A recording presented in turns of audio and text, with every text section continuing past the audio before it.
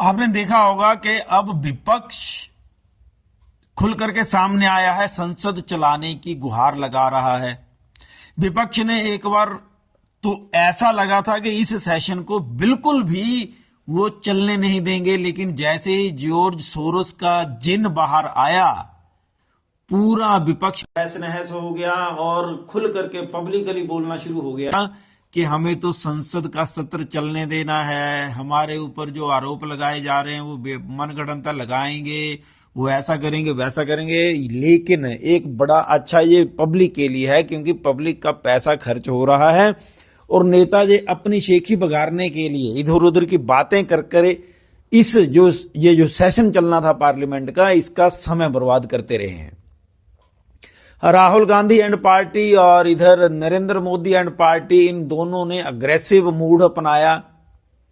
पहले तो राहुल गांधी ने अडानी के मुद्दे के ऊपर और फिर उनके जो आसपास के लोग थे, जो सहयोगी थे, इंडी गठबंधन वाले थे, सब खड़े हो गए, तलवारें उठाकर बांछें खिल गई सबके कि अब तो मजा आ जाएगा। लेकिन जैसे ही जॉर्ज सोरोस के जिन ने आकर के अपनी मूर्त दिखाई, सारे इंडी गठबंधन वाले मुकर गए, हमें तो कुछ नहीं लेना इस बातचीत से, अडानी से भी कोई फर्क नहीं पड़ता। समाजवादी पार्टी के लोगों ने भी बोलना शुरू कर दिया। डिंपल यादव ने स्वयं बोला है कि हमें तो भैया ये सेशन चलाना है। फिर राहुल गांधी खुद आए, पब्लिकली बोला। फिर हमारे जो अध्यक्ष हैं लोकसभा के, ओम बिरला, उनके पास भी गए। तो ये सारी चीजें बताती हैं कि कहीं ना कहीं भारत सरकार ने जो अमेरिका की एक और चाल थी थ्रू जॉर्ज सोरोस, उसके ऊपर विजय पा ली है अभी समय के लिए। लेकिन अगले जो 40 दिन रहेंगे, 30-40 दिन, ये हैं बड़े खतरनाक, क्योंकि अमेरिका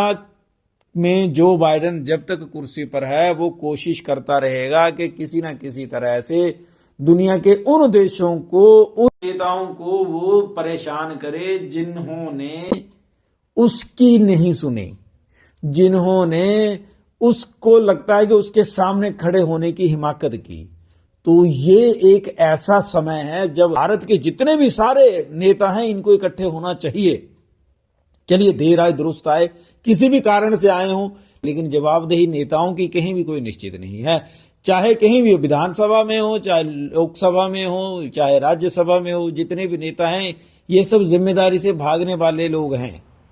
जिम्मेदारी जब तक इन सबके साथ जिम्मेदारी नहीं बांधी जाएगी, रिस्पॉन्सिबिलिटी इनको टैगलाइन नहीं दी जाएगी, तब तक ये देश को ऐसे ही बेवकूफ बनाते रहेंगे। चाहे कोई भी हो, नेता कोई भी हो, किसी भी पार्टी के हो, रिस्पॉन्सिबिलिटी लेने वाले होने ही चाहिए। क्योंकि जो भी काम होता है, अब हिमाचल में हमारे गगरेट के क्षेत्र में देख लीजिए, पहले एक नेता चुना गया जी, उसको तो पैसे लेता था, ट्रांसफर करवाता था, फिर दूसरा नेता चुना गया, उसके शासन में भी यही हो रहा है। सरकारी एम्प्लॉयज को डराया जा रहा है, उनकी ट्रांसफरें की जा रही हैं। रिस्पॉन्सिबल कौन होगा, कौन लेगा जिम्मेदारी? हमारी हिमाचल में इतना बड़ा फंक्शन किया गया कि जी 2 साल पूरे हो गए, लेकिन सरकारी स्कूलों में टीचर नहीं है, उसके बारे में एक भी शब्द नहीं निकला किसी के मुंह से। पुलिस की भर्ती इतना टाइम, 2 साल हो गए, पुलिस की भर्ती होगी, कहां हुई? बताओ कौन सी भर्ती करवा दी इन्होंने? लेकिन जवाबदेही कौन इनकी निश्चित करेगा कि भैया जवाब दो? ये इन्होंने कोशिश करनी है कि 5 साल ऐसे निकाल दें, उसके बाद फिर बोल देंगे, आरोप ही लगाने, जैसे भारतीय जनता पार्टी वाले लगा रहे हैं, फिर कांग्रेस वाले लगाएंगे। हम लोगों को बस बैठ करके सोचना और सुनना है।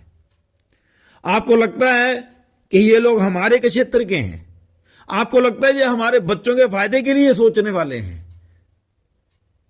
तो सुनिए, हिमाचल के जिला ऊना में गोंदपुर बनेड़ा में स्कूल बना। पता है एक सन्यासी ने बनाया। क्यों बनाया? क्यों उसने नींव रखी गोंदपुर बनेड़ा स्कूल की? उन्होंने इसलिए नींव रखी क्योंकि जहां वो लाहौर में एक दयानंद एंग्लो वैदिक कॉलेज में पीएन थे।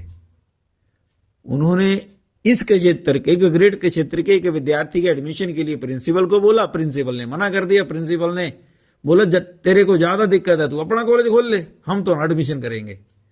ये बात उनको चुभ गई और उन्होंने नौकरी छोड़ करके कोशिश करी, पैसे मांग करके लोगों से सहयोग लेकर के यहां पे विद्यालय की नींव रखी। उन्होंने टीचर उपलब्ध करवाए लोगों की सेवा के लिए, यानी कि भवन ही नहीं, अध्यापकों की बहुत आवश्यकता होती है। बिना टीचर्स के कुछ भी संभव नहीं होता। लेकिन स्पोर्ट्स के क्षेत्र में आप देख लीजिए, हर जगह पे कहीं ना कुछ अच्छा हो रहा है, सिवाय हमारे के क्षेत्र के। हिमाचल में बहुत बुरा हाल हो गया। पहले भारतीय जनता पार्टी की सरकार ऐसी रही, अब कांग्रेस आई तो इन्होंने भी ऐसे ही कर दिया। उससे बड़ा दुर्भाग्य देख लीजिए, 60 साल से जिला ऊना में, ऊना मुख्यालय में पत्रों की, लेटर्स की छंटाई का सेंटर था। यहां पे छंटाई होती थी। आप चिट्ठी डालेंगे तो ऊना में जाकर के छांट करके वो आपके जहां में आपने भेजी है वहां उस डाकखाने की तरफ यहां से भेजी जाती थी। जिस दिन हिमाचल सरकार सेलिब्रेट कर रही थी अपने 2 वर्ष, उस दिन जिला ऊना में छंटाई का जो सेंटर था उसका लास्ट दिन था। 60 साल से यहां था ऊना में पत्र छटाई का सेंटर। जिस दिन हिमाचल सरकार ने 2 साल अपने सत्ता के 2 साल सेलिब्रेट किए, 60 साल वाला सेंटर बंद हो गया। ना तो भारतीय जनता पार्टी का कोई नेता बोला, ना ही कांग्रेस का कोई नेता इसके बारे में बोल पाया। दुखद है। ये किसके लिए जी रहे हैं ये लोग? इनको जितवा करके हमने किस लिए भेजा? आप लोग अपने आप से पूछिएगा। और एक भाई साहब ने बोला कि गौचरान भूमि के बारे में आपने बोला, मैं बोल रहा हूं, अगर आप लोगों को गलत लगता है अपने गांव में देखिए, पूछिए कि कितने जमीन थी गौचरान भूमि जिसके ऊपर अवैध कब्जे हुए, उसके बाद वो जमीनें बिक गईं।